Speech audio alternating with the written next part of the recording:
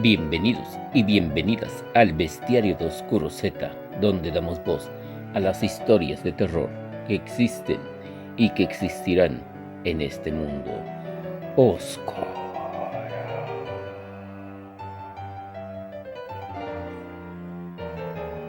Así que comencemos. Compartido por Joaquín. Mi casa está pegada al panteón municipal de mi comunidad. He vivido más de 40 años ahí y nunca había ocurrido nada sobrenatural.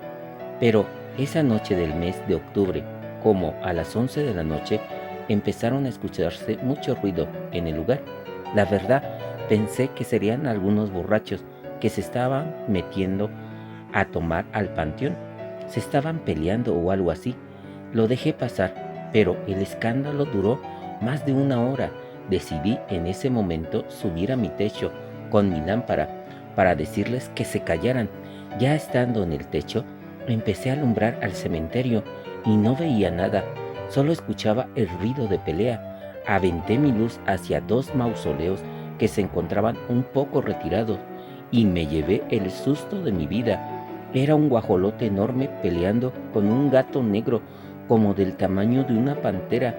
Solo brincaban de un techo al otro de los dos mausoleos que estaban.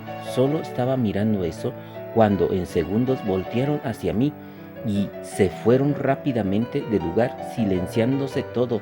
Bajé deprisa, con mucho miedo por lo que había visto, ya que creo que era una bruja con un nahual o no sé qué, pero jamás olvidaré ese día.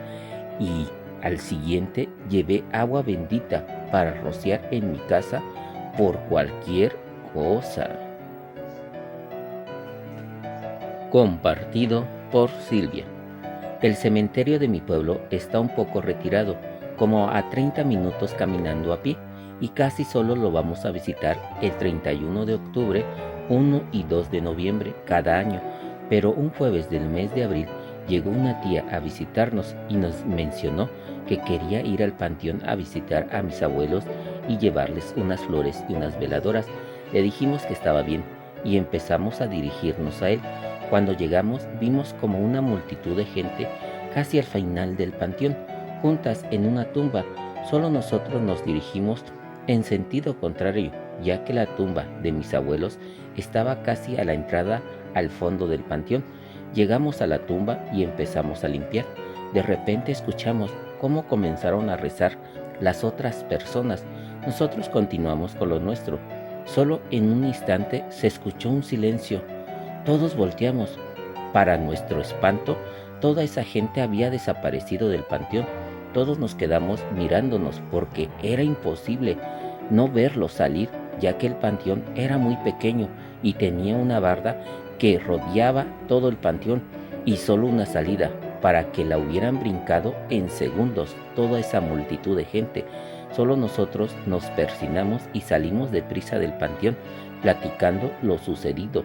Llegamos a la conclusión todos que habíamos visto almas penando en dicho cementerio ese día.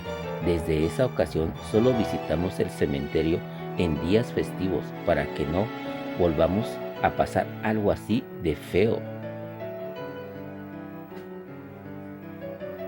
Compartido por Horacio. La historia que les envío no es mía, sino de mi madre. Ella menciona que un sábado hace más de 30 años, en su pueblo, era el mes de enero, cuando sus papás decidieron visitar las tumbas de sus familiares. Prepararon todo. Ya en la tarde fueron, eran como las 6 de la tarde, entraron al cementerio, cuando ella escuchó una plática entre las tumbas de otras personas. Solo miró a sus papás, pero ellos seguían caminando como si nada.